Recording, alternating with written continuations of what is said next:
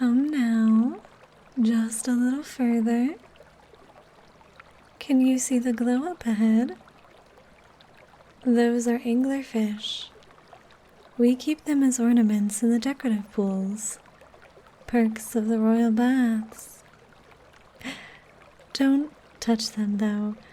They need their water very, very cold. And we'll be swimming in the thermal pool. Also, they bite and they eat their mates. And well, I can't have that, now can I? Hurry up now. The floor is smooth here, and you should be able to see something soon. You humans, so dependent on sunlight. How quaint.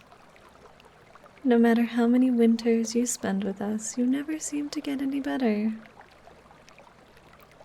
Perhaps we should keep you year-round. Then surely you'd adjust. Or go blind. One of the two.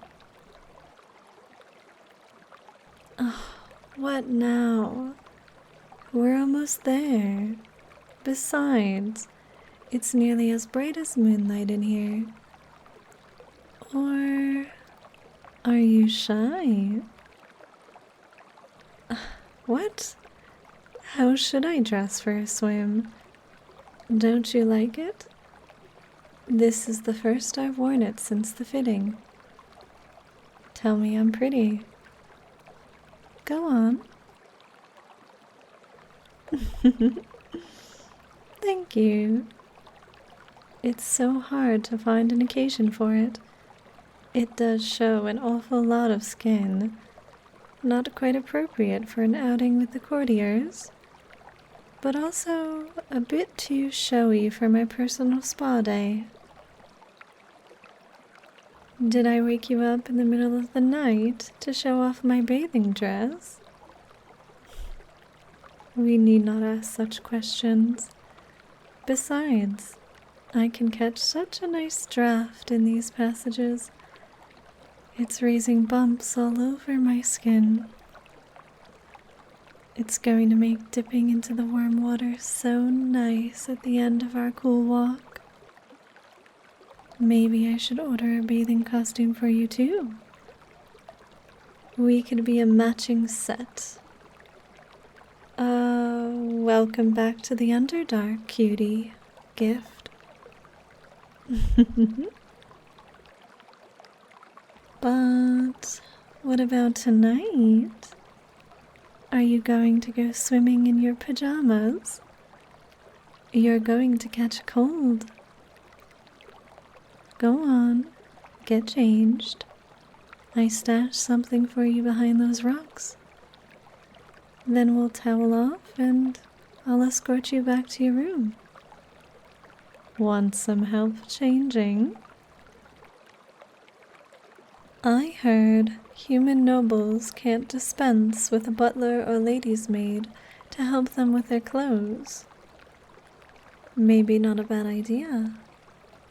I always have so much trouble with my underthings. Maybe you can wake me up tomorrow and we can try it out. I could use a little help. I warn you though, I'm a royal brat, especially in the morning.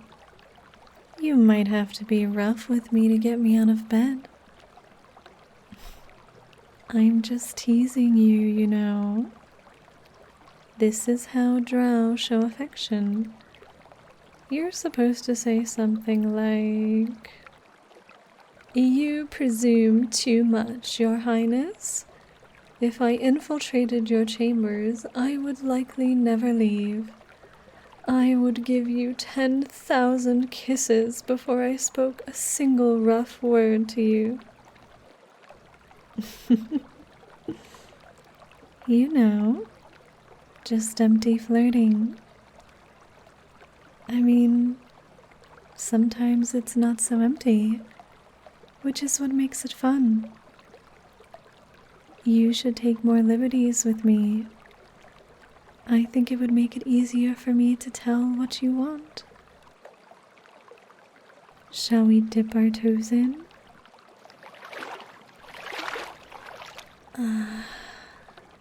Nice and hot. This is my personal tub. Ironic, right? Amazing that a natural pool this big is treated like a simple bathtub. I like to go in the deep end and swim laps, but it's warmer on the shallow end, close to the thermal vent. Nice to sit here and soak. Technically, this entire cavern system is part of the royal wing of the palace. It's riddled with traps. I think every ruler adds more, though. Anybody who wanted to spy on us would have to know the secret ways. That is to say, my personal servants and me. They're all loyal, though, and I've warned them off, so there will be no interruptions tonight. Oh, and I suppose my mother knows the ways, since she was once the royal heir in her day, but I've never seen her down here. No idea what her caverns must be like, if these are only the second best in the palace. But anyway, I think it's safe to assume we'll be alone, for as long as we like. The water feels nice, doesn't it? There's nothing like the heat of it, letting it soak into your skin. Yes, it is beautiful. I like watching the foam on the water and the lights from the pool shining up to the ceiling, the gentle rocking. It's almost like being under the ocean. I've never shown anyone this before. Have I mentioned that we're alone? Talk to me, human. You know, whatever's been on your mind. You've been gloomy all week, ever since you arrived. That's not like you at all. You're usually more sunny, I suppose is a fitting enough word for a topsider. Is it the inheritance? There. So it happens. Someday, your brother will be king. And you're still family, right? What could be wrong with that? I'm rather fond of royal spares myself. And you'll become ambassador to my domain. You'll be as good as my family. Better than family, actually. Won't that be nice? Ah, I see. Well, not that there's anything wrong with high elves. They're okay. But I'm a drow. Of course I don't like those salad eaters. And you already know the language. Even if your brother doesn't change his mind, I'm sure you'll make a great ambassador there instead. Seems a little petty to reassign you, though. I would write to you every day if you like, but only if you promised to write me back just as much and tell me everything. I don't care if you list what you had for breakfast. I'm not losing you. I refuse to. And you have to marry an elf who's not as pretty as me, or as smart, or funny, or as genuinely wonderful as I am. That should hardly narrow down the field. What? I'm serious. one of those elfish peacocks will scoop you up.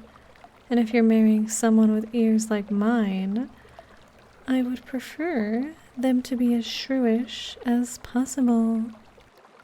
When you're away, I'll sleep better knowing that you're dreaming of me.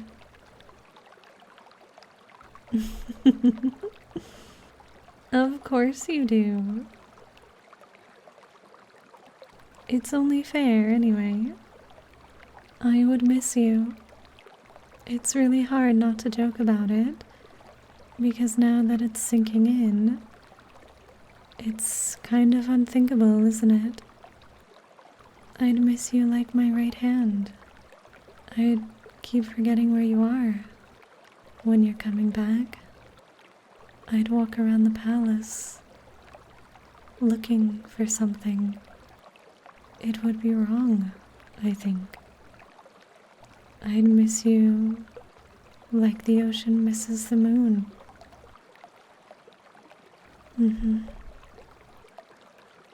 Don't move. Don't say anything.